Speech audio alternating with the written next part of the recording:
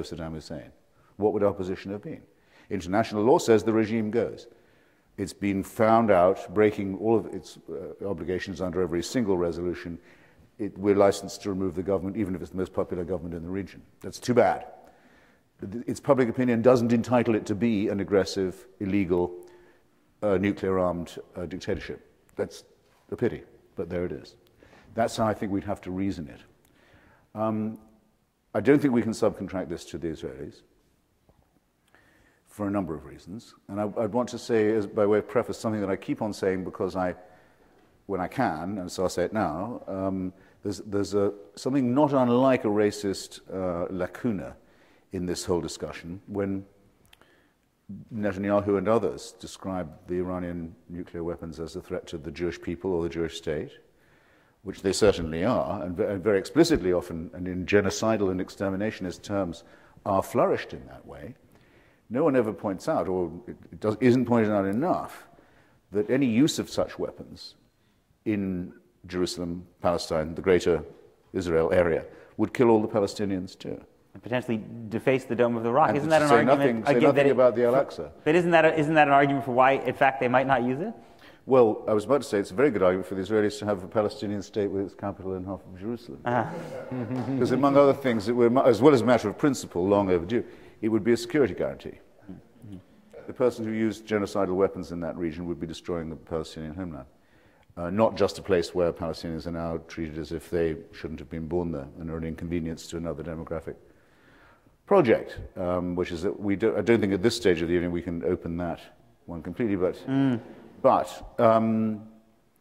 it also means I think there's something unbalanced about leaving this to the Likud party and its political and religious allies in Israel.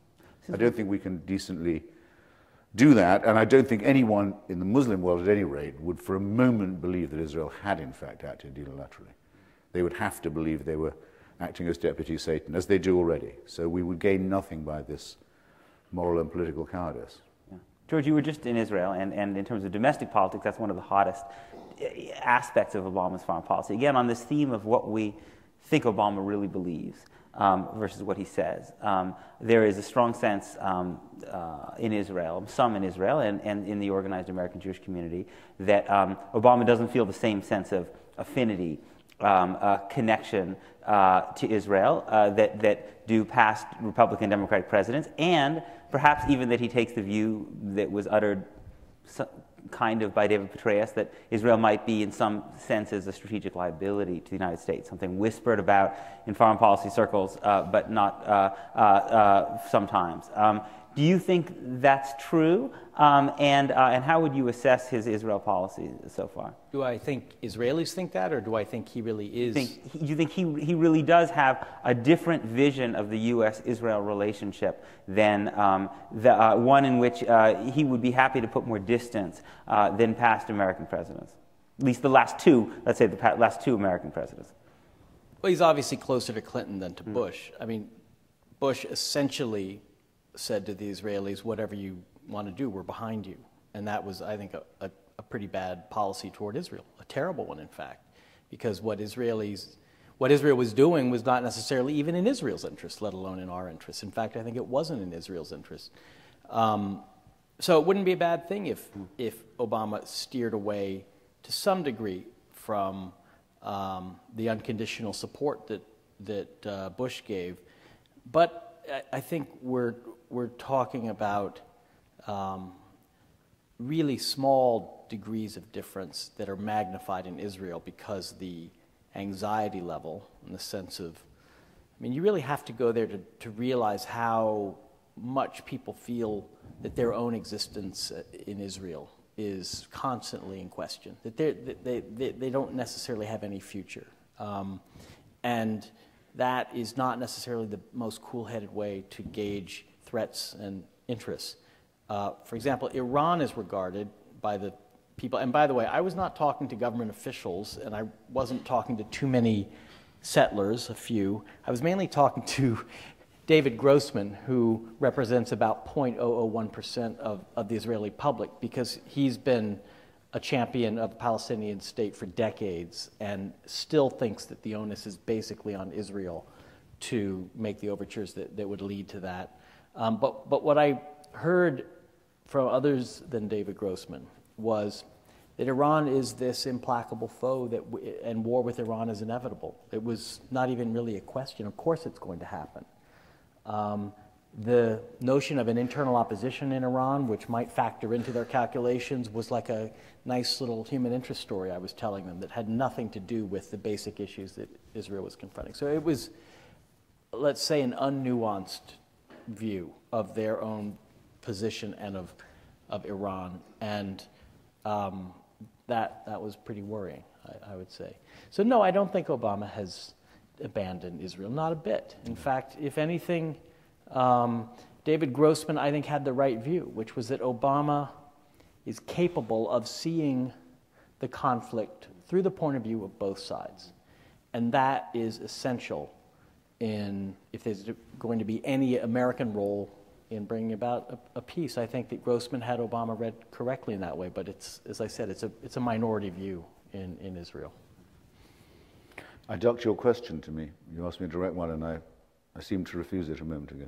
About military action against Iran? No, you said, would the thought that it would kill so many Palestinians not deter Iran from the mullahs from doing so?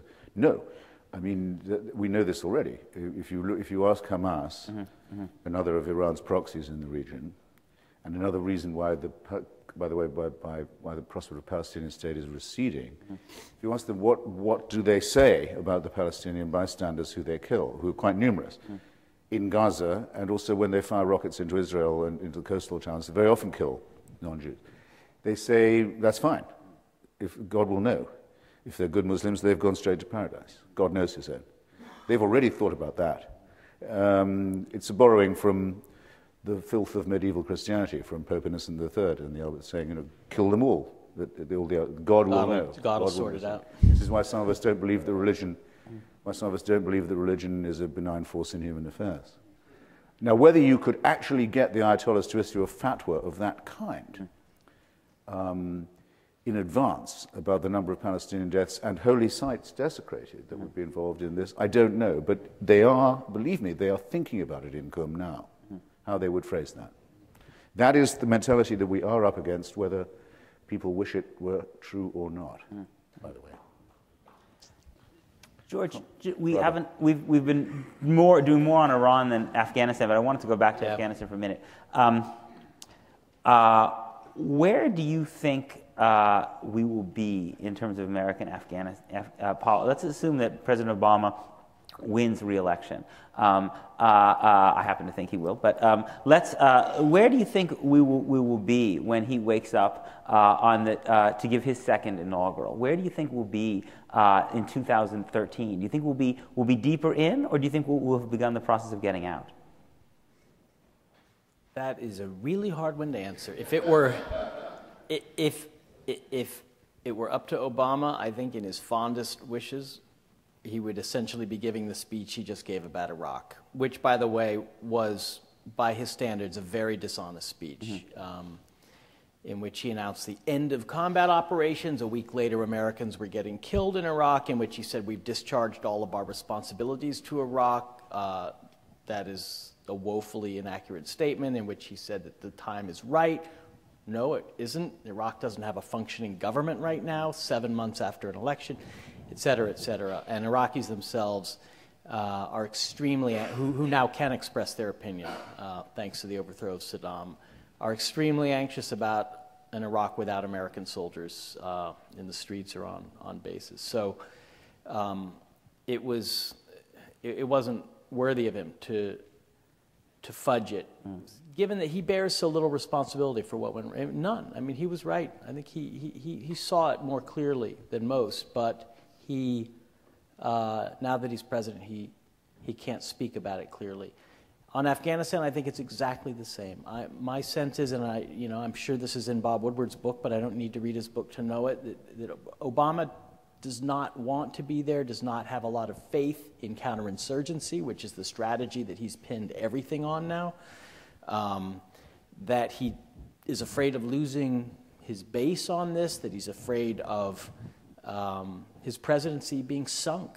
I mean, they were talking about LBJ within the first weeks of his arrival in the White House. That was the shadow hanging over the White House, was will this war destroy his domestic reform ideas, which didn't take the war. It just took, 40 Republican senators. But then why on earth did he agree last summer, during last year, to send more U.S. troops into Afghanistan and then to put David Petraeus in charge of the mission, given that this is the man absolutely associated with a counterinsurgency strategy that's going to take a long time? Well, that's the contradiction at the heart of Obama's approach and of the whole strategy. I mean, everything about this war has become confused and contradictory. Why are we there? We're there to fight al-Qaeda. What does fighting al-Qaeda have to do with building up a police force in Marja? Well, you could make a case, but it would be a very long, elaborate one, and it wouldn't convince very many people. And along the way, you would lose the public. So instead, we have to keep insisting that we're there to fight al-Qaeda, when in fact, that doesn't have a lot to do with the ordinary experience of American soldiers in Afghanistan.